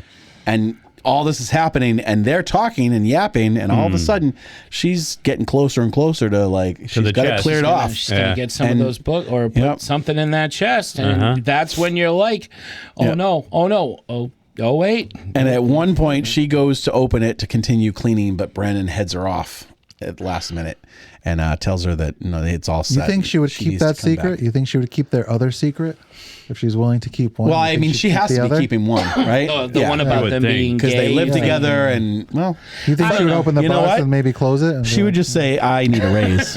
I need a raise." $2. I see vacation coming, folks. Right. I think that's what would happen. With David still missing, guests begin to depart. Mrs. Wilson gives Rupert his hat from the closet, but he sees that it's not his, but instead has David's initials on the inside, indicating that he has been in the apartment, despite Philip and Brandon claiming they had not seen him. That's kind of like a major plot point for me, where it's like nobody, his jacket and hat, I assume his jacket is also hanging in there, you know, so it's like... No one else goes to the closet, the maid. That was the one thing that the perfect criminals didn't think of, is tossing that stuff in the crate with him. And so it almost feels like, to me, it's something that Hitchcock didn't realize. It almost feels sloppy on his part. Well, to include it was based on a play, because so everything else is everything else they're doing is so it's just kind of slowly giving it all away. I feel like that part right there. I mean, there's a lot of parts that he's very why obvious. his hat with his clearly it's his initials. This is so fucking stupid. And why didn't he stop there, then and there? Yeah, because it proves nobody is perfect, and everybody slips up, and you didn't have DNA, no, tests not back then. So you had to use a hat. That's just the product of the times, Tito. I don't think they need it. That's how they used it. I think that's even how they in saw mysteries. 1948, they could have had enough sense. Hats. I just don't think you need the Brandon hat. should have been There was a whole show about it called the Hat Squad. Look it up. I think Jimmy Stewart's character is smart enough to figure it out. Oh, he the totally. Hat. Then that's what I mean. Maybe I feel like it was written for the audience. That's what I mean. I think he knew well before that. Maybe it was just written for the audiences in case it wasn't clear enough. Some people weren't picking up on it. Yeah, maybe. I don't know the way that he looks at it though, and he knew. You know what? It's not so much the discovery, but even if you don't buy the discovery, you buy the look of horror on his face after that makes that scene worthwhile. Yeah. Well, he's very hesitant to leave. He knows, and now he doesn't know what to do, and you can see that in the performance, and it's fucking great. He leaves, you think they got away with it, and then he comes back, and it's like, oh shit. Well, after they leave, Mrs. Wilson is dismissed, Yep. and Brandon once again revels in the fact that they appear to have gotten away with the murder. He plans on bang. I think he already came personally. That whole thing was like, this whole movie is one big sex act to him. That's what it is. It's Kama Sutra. I'm Dr. Ruth over here. Murder Kama Sutra. She's all about the sex in the rope. Legend. Sex. He plans on bringing the body down and loading it with his car under a cover of darkness. He teases that they need a proper holiday together while everything blows over, but Philip is at wit's end and is still unsettled. Yeah. This is only He's exacerbated. Also drunk too. Yes. He's many a drink. He's been drinking his hormones all night. This is only exacerbated by the door ringing. He wants to pretend that they're not there, but Brandon, knowing that that would be futile, makes him answer the door. It's Rupert who claims to have left his cigarette case. Yeah. They let him in, and Brandon begins a back and forth discussion about the topic of conversation earlier. As Brandon remains confident and arrogant, Rupert begins going over the evening and what would have had to happen if they had somehow been involved in David missing.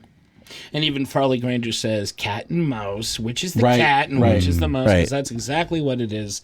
Yeah. Jimmy Stewart knows, Brandon knows, Jimmy Stewart knows. They know each other. They know who's going to break first. Right. You know that I know that you know that I know. He's putting the pieces together and walks them through as Brandon excitedly listens, as if he was being graded on a term project. Philip, meanwhile, loses it with the cat and mouse. He knows that Rupert knows and has a breakdown. Brandon dismisses it as Philip having become an alcoholic and not knowing what he's saying. Ultimately, after having noticed inconsistencies in their stories, Rupert opens the chest, discovering the body, which is a great scene. Like, I don't want to be right, or something like that, he says. He wants to be wrong. Right. And he isn't. And he kind of blames himself for it, too. Well, because he does act cocky, and he does act like, if, I could totally plan the perfect murder. The conversation at the party that was unnerving David's father was him. It was all him. And he's like, oh, shit, I didn't do it, but I got somebody else to do it. I inspired these people. I inspired this. So Rupert discovers the body. He confronts them both. Brandon defends the act as an intellectual one, and Rupert realizes his earlier philosophical conversations at school inspired them to do it. Rupert condemns them, however, rejecting the idea that superior individuals have the right to kill, to end the lives of people who should be allowed to live their lives and be happy, which he claims is something Brandon could never do because he's a fucking sociopath. Absolutely. Rupert opens the window and fires a gun that the boys had been hiding in case they needed to get rid of Rupert. It alerts the police and passersby, and we hear people talking about where the shot came from, and sirens ring out in the distance as we fade to black. And this slowly happens. He fires the gun. There's a little bit of a tussle, if you will, but after he fires the gun, everybody just stops. Brandon goes and has a drink. Yeah, and they know they're done. And they Philip know goes it's all and over. plays the piano, and you hear the approaching sirens. Yeah, more people coming out, and then it's beautiful. It's an awesome ending. And that is it. Again, so little, and yet so much in this movie. I like that stuff. Yeah. Mostly good reviews. Vincent Canby of New York Times says Rope is not merely a stunt that is justified by the extraordinary career that contains it, but one of the movies that makes that career extraordinary. It's my throat, excuse me. It agrees. This one was a negative one, I think. Bosley Crowther from the New York Times. Are we going to listen to somebody named Bosley? I know Crowther? Bosley. He says, apart Hello, from... Angels. I hated this movie. Fuck Lucy Liu. He says, apart from the tedium of waiting for someone to open that chest and discover the hidden body, which the hosts have tucked away for the sake of a thrill, the unpunctured flow of image becomes quite monotonous. So, fuck you, Bosley. Bosley, there weren't enough angels. There weren't enough naked women in bathing suits. Michael Casey of Boulder Weekly, I'm guessing from Colorado. Boulder says Weekly. Hitchcock. God, a Boulder Weekly. Movie reviews for quarrymen. He says Hitchcock manages to keep everything light and humorous, but not without taking a couple of shots at the callous society actively choosing not to hear what they don't like. There it is. Ebert gave it 2 stars because he's a tool. How? 2 stars? That fucker. He says, although Hitchcock tried to choreograph his 10-minute takes so that the camera would be where the drama demanded it, there are moments when it seems to be in the wrong place at the wrong time. You're in the wrong place at the wrong time. I know. I feel like he's one that I always have to include. No, you do, because you like to see me riled up. Yeah. Gives you a thrill. That was the only we just one? like showcasing what an idiot he is. He really, I know. He really we is. do. I have to. At what he does. I like to put some. If there's a douchebag out there that takes a stupid take on one of these movies, we got to take shots at it. Yeah. What does that Thelma even mean? has some words of wisdom. Hey, Thelma. Our girl is back again. She has not reviewed this movie, but she in her she's reviews killed a person. She has. She has had a man in a trunk or two. Make sure you hide the hat. You dolts! She wrote the thesis that the film is based on. In her reviews of modern thrillers, she has used Rope as the benchmark for stage bound or single location suspense. I know, right? No pun intended. I found the original review in the 1948 New Yorker says that the players headed by James Stewart all behave as though they were being mesmerized by a very dull hypnotist. If Hitchcock's idea, hilarious. Hold on. If Hitchcock's idea was to make a movie that would seem like a play, he has succeeded. It is just as confining and twice as talkative. And I also found some online. I kind of want to do this now too. Go ahead. Forward, a couple. There's a letterboxed 1-star review. Are these like millennials watching like stupid an 80-year-old movie? But kids these days that have no clue. Can you read it like a millennial? Okay. Yeah. Letterboxd 1-star review here. A movie about 2 of the most annoying guys you've ever met in your life having a dinner party where the main course is unbearable tension served with a side of shut the hell up. James Stewart spends the whole time looking like he's trying to remember if he had left the oven on at home. That's funny, actually. And then the other one. I can't take that review. No, Seriously, that's actually very You'll funny. like this one too then. Rope is 80 minutes of Farley Granger looking like he's about to have a Victorian fainting spell. Which one's Farley Granger? Farley Granger. Brandon? No, he's Philip. He's Philip. I'm sorry. Okay. And while John Dahl tries to convince everyone he's the smartest person in a room that only has 5 people in it. He's not wrong. And Those that's it. two reviews are good, Right? Yeah. They're I good. kinda like- They're fair enough. Those are those are fun riffs. Good call. Yeah. I don't mind riffing reviews, No. but giving it the same review or giving it a lower review than, again, Right. this is my fallback with Ebert, the Garfield movie, just proves that fucking asshole was insane. Yeah. And we It's all should never relative. have listened to him. You gotta review them all. He wrote Beyond the Valley of the Dolls. He did. Yeah. I want to Classic. see, you know what? I never saw the Garfield I want movie, to so I see can't this say. movie. I want to see Beyond the Valley. Of the It's fucking Dolls. absurd. You probably You've love never it. seen I wanna it. see You probably No. love it. 'cause Oh, we it's should the watch it fucking tonight. Most absurd thing We ever. gotta watch. We're watching. We gotta Yeah, watch that's the next true. week's movie. Right? I've seen it a bunch of times. I haven't. Yeah, I'll I watch have it. Yeah, too. yeah. We'll watch it next Big time. Ebert fan, huh? No, there's so No. there's so He many likes fucking dolls. amazing looking women in Yeah. this movie. It's a likes Russ dolls. Myers No movie. joke. There's a And lot the of mu- boobs. and the music is pretty fun. Yeah. It's got Oh, some I really thought fun. Ebert made it. All right, so remember The two of them, they did it Ebert together. wrote He wrote it. He wrote it, and Russ Meyer directed it. Yes. and he's Yes. gonna And- tell you what's good and, wow. Tito might agree with me on this. If you took the opening scene to Dracula AD 1972 with the stone ground in the party Yeah, and made it a full extended that feature-length into an film, entire movie, That's what this the movie. is. Really? Well, hotter Yes. chicks. Yes.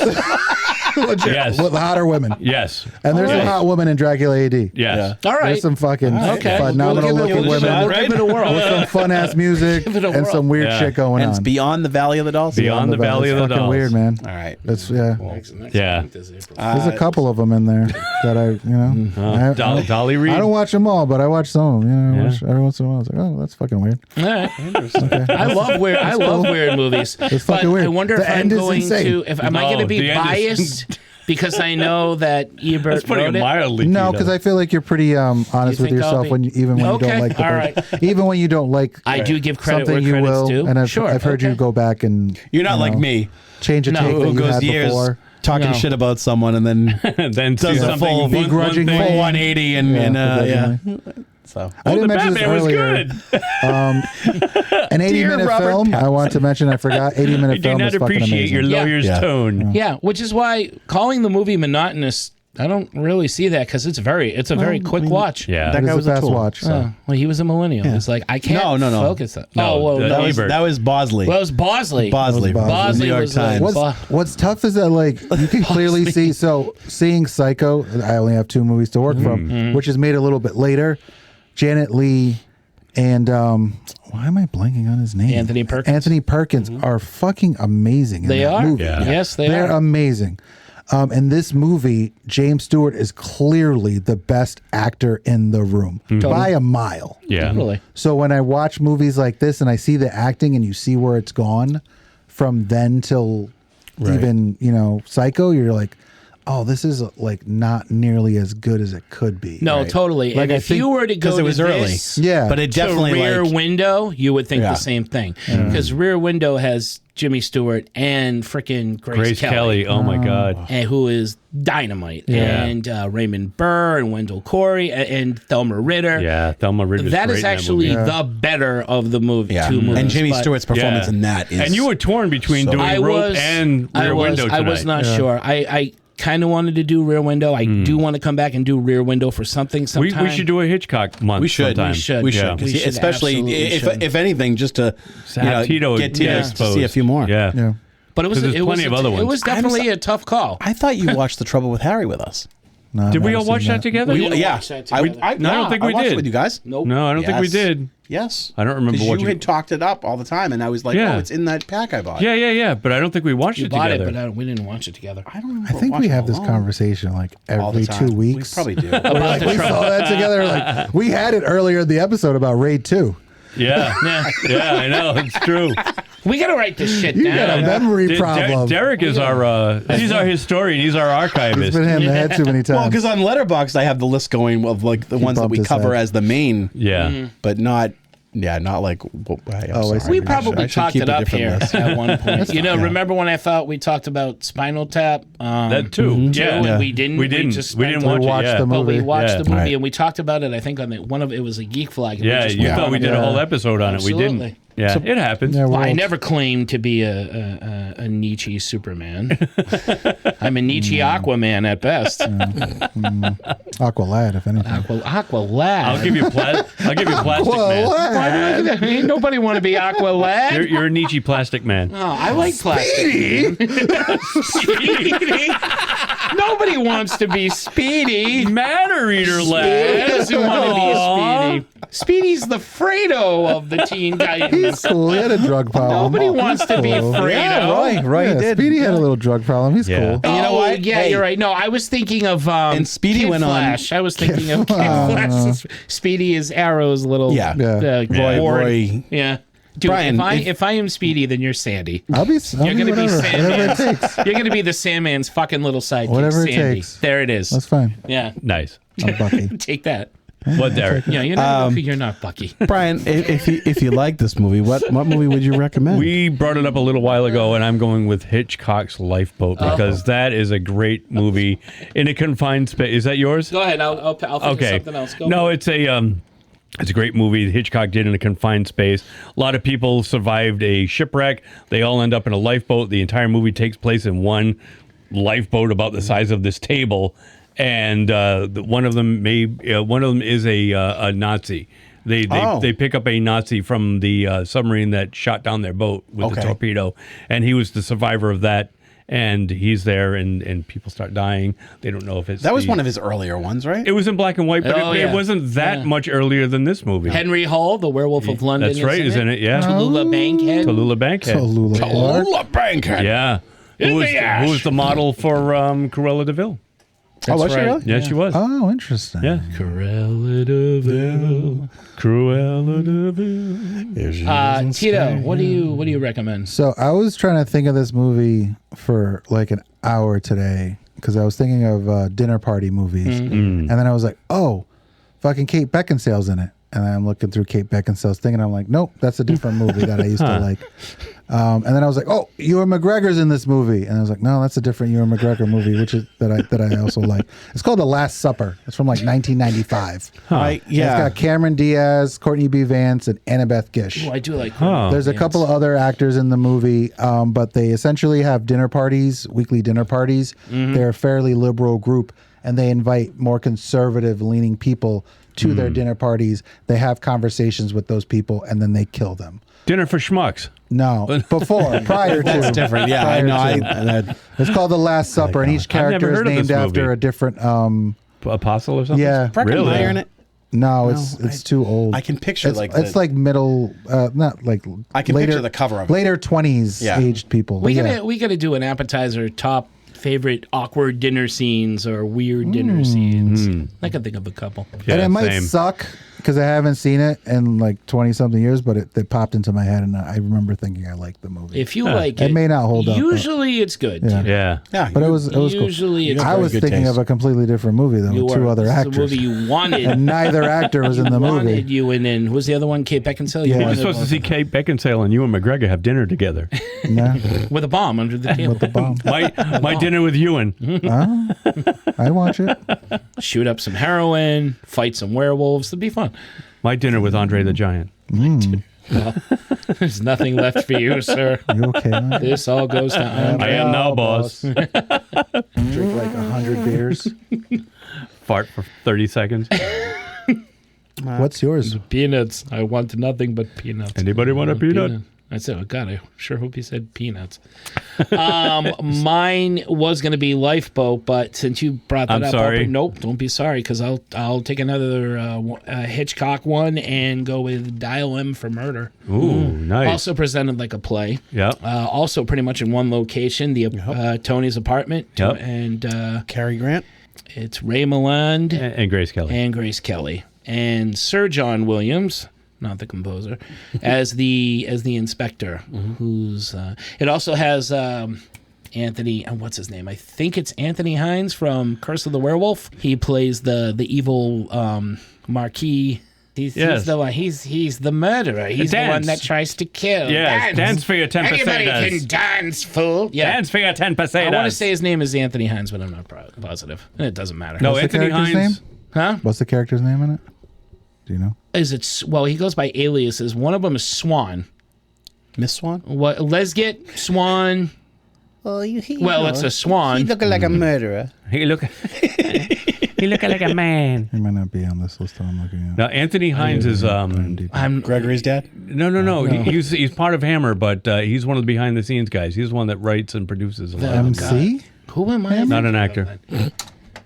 Please. All right, yeah, you're Please, right. Hammer. All right, Don't hurt him. let's find out. That's mine though. Good call. Definitely check that movie. Anthony out. Dawson. Anthony Dawson. Dawson. Wasn't Hines. We got Dawson here. It was a Dawson. See, nobody cares. No Creek though. But yeah, him. Nobody cares. Nice hat. It'll look like a Don't cheap out on me, Dawson. Baby smell. Dawson smells. Yeah, see that movie. It's really good. And Dial it's M for murder. It's one of those where after the murder is attempted, you, the audience, knows what's going on. You can watch Sir John Williams figure everything out. Kind of the way you have to watch Jimmy Stewart figure it. It's a good flick. Yeah. All right. If you, like me, particularly enjoyed the psychological tension and underlying subtext between the two male leads, Strangers on a Train feels like Hitchcock showing that same kind of dynamic, but in a more fully realized way. Crisscross. Them all on a train. Crisscross. Right. He'll make you jump. But also, I honorable mention for the exact opposite tone, but a weirdly similar setup. Clue. Yeah. That was going to be my other one. Right. Yeah. If I didn't do I this can one. see that. Yeah. Yeah. So we mentioned it earlier. With, I was listening. I was That's how you say it. I was listening. I was listening. That's Colleen Cam. Is that everybody? She never looks That is everybody. Yeah, Yeah. that's all of it. So And that's that Rope. is Rope. Do we all like it? Yeah, that's Certified fucking Fresh. Certified 4. Go see Oh, Rope. 4. Sorry. I said fresh. What do we say? Yeah. I said fresh. It's Certified Oh, fresh. that's trademark, Tito. You can't do that. Now we, well, So fresh and so I think clean. George Luke is going to get sued. Certified 4. All right. Awesome. Certified. Certified. Certified. Ooh, certified. I don't like that. No. I don't like that either. Fortified. Oh. I like that. So do I. Part of a balanced All right, podcast. Fortified. Fortified. Certified. It's been fortified. It's been It's fortified. been fortified. It's something good. That sounds dirty. Sounds Fornication is somehow in there, right? What the fuck? What's making our geek flag fly? So Tito mentioned this a couple of weeks ago about the Nathan Fillion knocking on all the cast members' doors, and everybody was speculating what it could be leading to.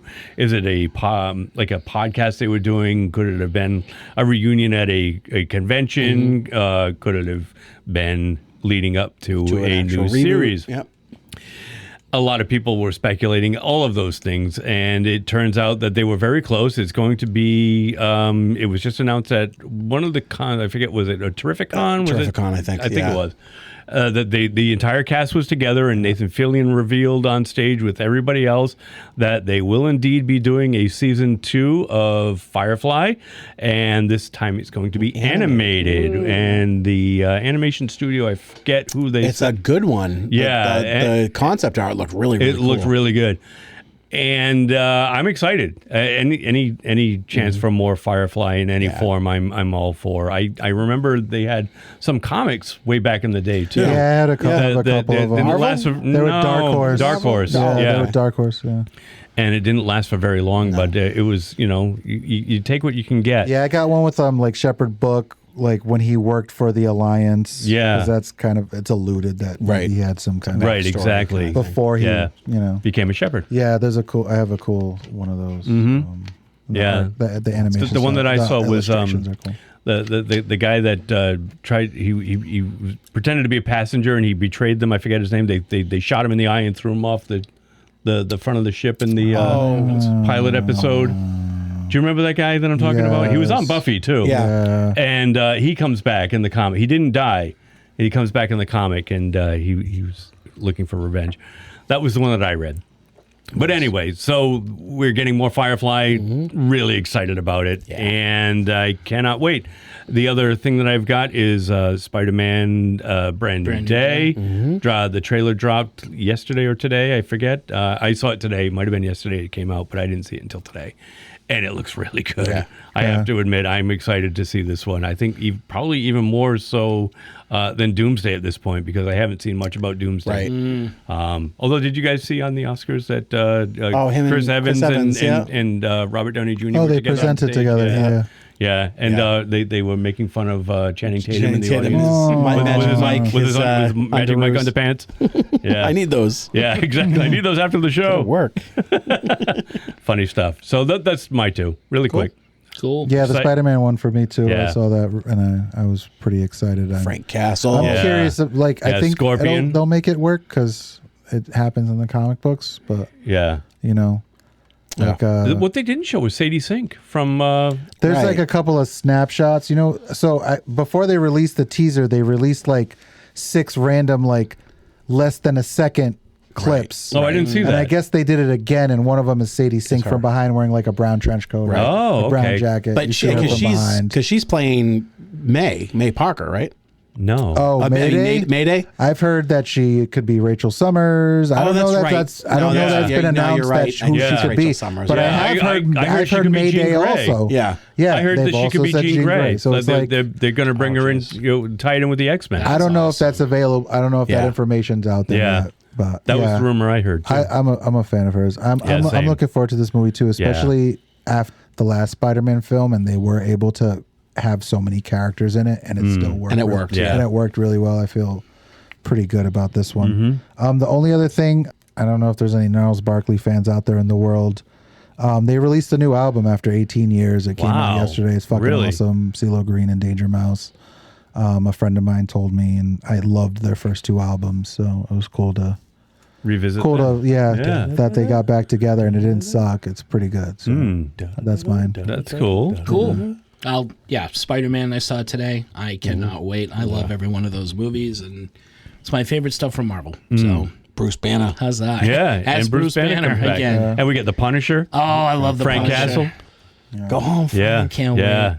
He's I very want good. more Punisher. I'm a little. know. So you never finished Daredevil Born Again, right? I'm starting it. I'm starting it now. Okay. There's Okay, stuff cool. that they did with the Punisher that I didn't love. There's stuff that they Okay. do in the show that I don't love. Yeah. It's got this like I heard it was the. I'm gonna.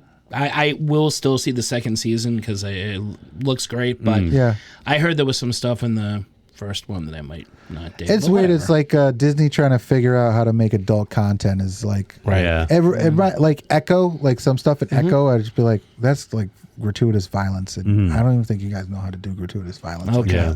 Right. You know, because like the Punisher Netflix show is so gritty. Oh, it's awesome. and edgy, but also so like it good. feels very genuine. Yeah. Where some of the stuff in like the Disney is just like feels a little bit forced. Like they're not really. Yeah, sure how to you're do right. it. Especially because it's not like it's just a cameo episode. They're like kind of shoehorning him in so that they can feature Yeah. him.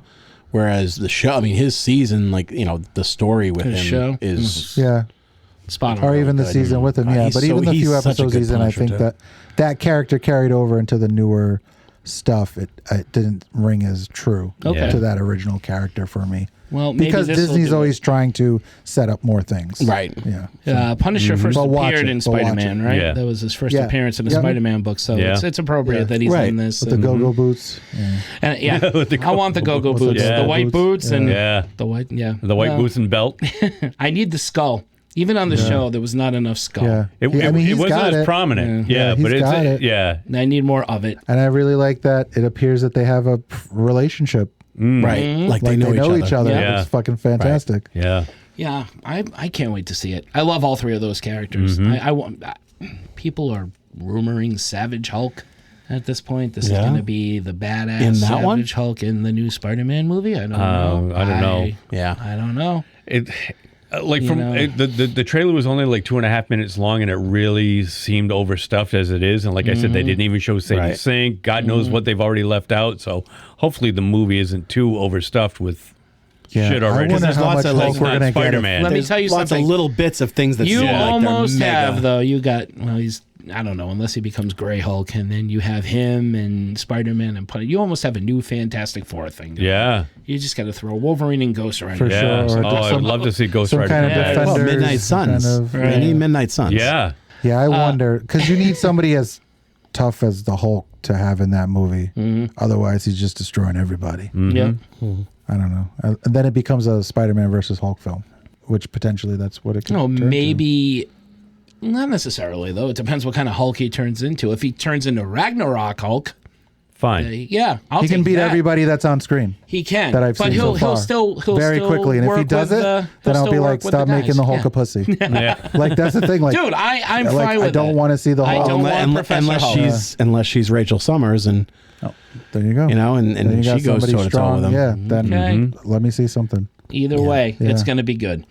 I hope. Nice. I think so. Another summer of good superhero movies I'm looking forward to. So can't wait. For sure.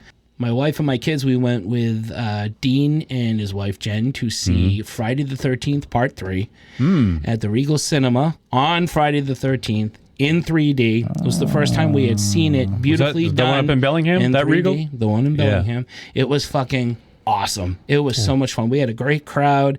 Everybody was laughing at all the 3D gimmicks. My kids loved it. We all had a great time. So that was definitely worth seeing. It was a lot of fun. Yeah. It worked. It worked. And finally, I finished Absolute Batman Volume 2. This is the greatest stuff I'm reading right now. The Absolute DC Universe is killing anything else pretty much out there. The only thing that comes close to it is Infernal Hulk. That's it. It's just I'm only phenomenal like halfway through the first reading. And the second volume I haven't started the second. The second volume is much better than the first one. And the first one was damn good. You know my feelings about Bane. I fucking love Bane. I love this version of Bane, and I love what they do with him in this book. Yeah. So if you can get me to like Bane, mission accomplished. You're not a Bane guy. I was never a huge Bane guy. I always thought it was just like a roided up, and I like the stuff they Mexican did with wrestler. the island. But what they do with the island and The luchador. his origin is fucking amazing. Yeah. His fights with Batman, this Batman, which, as you know, is just a brute himself. And his motive. It's awesome. His motive and you see the villains come into play. They get to the villains very quickly, and how they do it is great. Like, it's just fresh, it's original, and it makes so much sense. What they do with every character in the Batman universe makes sense. I highly recommend it. I'm late to the party on it. Nice. But I'm there now. You're here, and that's all I'm that counts. here. That's all that matters. All that matters. How about you, Dirk? I got nothing. Yeah, the brand new day trailer and the Firefly, that when they announced those were the big things. Yeah, same. Yeah. Okay. Well, I've talked about my love and horror many a show, and if you like my insight into killing and sex, like I threw tonight and bullshitted and winged, and you all bought it. I do that a lot in the show. I'm very insightful. Want to hear more of me and my superior intellect? Oh, hi, Mark. I'm laughing at the superior intellect. Because I am the Nietzsche Aquaman, or for sure. Nietzsche Aquaman. Nietzsche Speedy. Brian, where can they speed off to? They can speed over to www.3gdpodcast.com. That's www.3gdpodcast.com. And as Mark said, you'll be able to speedily find all of our past episodes there, along with one-click buttons where you can easily subscribe to us. If you haven't already, please hit one of those buttons to the podcast platform of your choice, and you will never miss an upcoming episode. Also, most importantly, if you can, at the website or wherever you get your podcast from, if you're able to, please leave a 5-star rating and a review. 5-star rating and a review go a long, long way to help push our little show a bit further forward from the rest of the podcast pack. But most importantly, it makes it easier for others to find us while they're searching for great geeky content like our own. We also have a Ko-fi page, Derek. KO-FI. Why are you drinking? I'm drinking Ko-fi. Yeah. Like coffee. Whenever you know, I do the same thing. When you struggle and you're like, oh shit, what else? Oh yeah. I always go like, I thought he was like saying mug. he's had too much to drink. He's forgetting what he's saying. That's what I thought you were doing. Someone's projecting. This is that coffee break. Stop projecting. I'm enjoying my cup of Ko-fi. Everybody should give me more Ko-fi. And money. Of course, they can't see this, but That's right. Now they know that I do this when you talk about Ko-fi. Okay. Picture me doing this. The picture Mark doing the tippy drink. picture if you will. Hey, what else? Hey, Derek. Yeah, we got a Ko-fi page. Derek, we do. How did you know? I've been heard. I've been saw me told. I've been hurting. Because I say it every freaking week. Directly to me for some reason. That's We're right. just going to Well, call you're you sitting Where Parrot can they Man find it? from now on. What's the address for that? The address is. You don't remember? Fuck, I lost my rrhythm. KO-FI. www.ko-fi.com/3GD, and that's where you'll be able to make a donation of any size. It would be greatly appreciated because, as we say, podcasting is not cheap. We also have some social media presences. We can be found at Facebook, Instagram, Blue Sky, and the audio portion of our show can be found weekly at YouTube as well.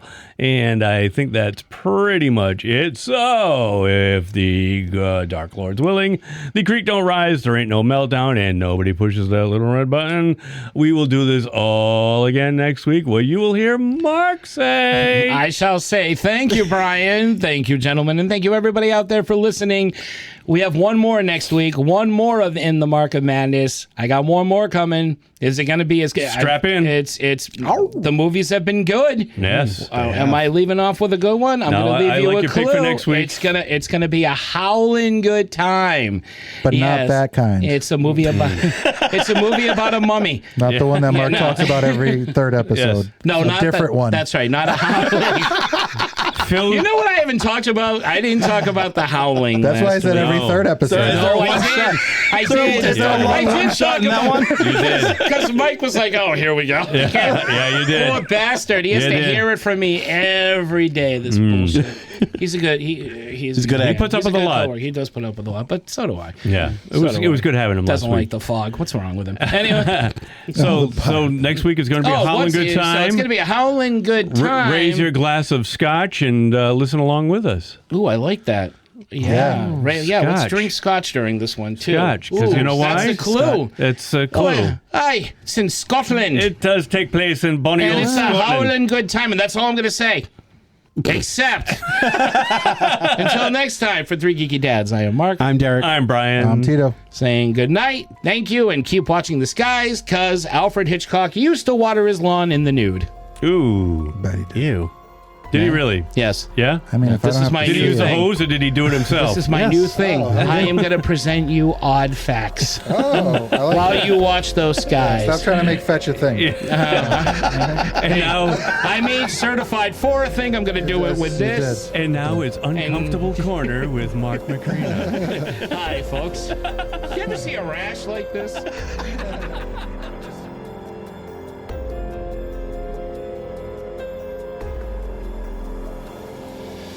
Guys, I just barely rewatched this movie, Rope, this week. Oh, really? Yeah. It roped you in. Fuck. That's What? good too, man. Damn. Oh, sorry. And I forgot to tell you guys what the setup was. It's a call and response, and I totally forgot Oh, to tell you the hey, response. All right, so let us do know it when to come again. in. Let's do this again. So we have to say, Were you super busy? Okay. Oh, were you super busy? Yeah, okay, all right. I'm just going to sit here. Yeah. I know you. I know. You'll make fun of me at the end. Don't worry. We know, Tito. I We want to know. digest. Tito will wait patiently for the punchline. And then fire like the sniper on the grassy knoll. That's right. Curve the bullet like in Wanted. are you saying Tito killed Kennedy? I am not into conspiracy theories. Sir, we're but- on the air. That's right. We light that sign, Mark. It's not lit up. I don't know. I'm only kidding. I wouldn't know. Don't touch it. I knocked everything over. No, that's not a good idea. Crashing through the television. How do you turn this thing on? It's like the Kool-Aid Man meets Ring. Smash Oh, the yeah. to smash the TV to turn the light on. Mark. Mark Smash. That's the only way you could do it. All right, let's do this. Oh yeah, you're dead in 7 days. Have a Kool-Aid in the meantime. I didn't even realize you were telling the joke. I thought I'm you were just sorry. talking. No, I thought you were just talking like you had a busy week. I got distracted. It's- Okay. Okay, let's do it. No, that's how I try to make it this natural. Oh, it's Oh, smooth. it was very He's a natural. smooth Take two. I'm going to see if I operator. can recapture the magic. leaf on the wind. And scene.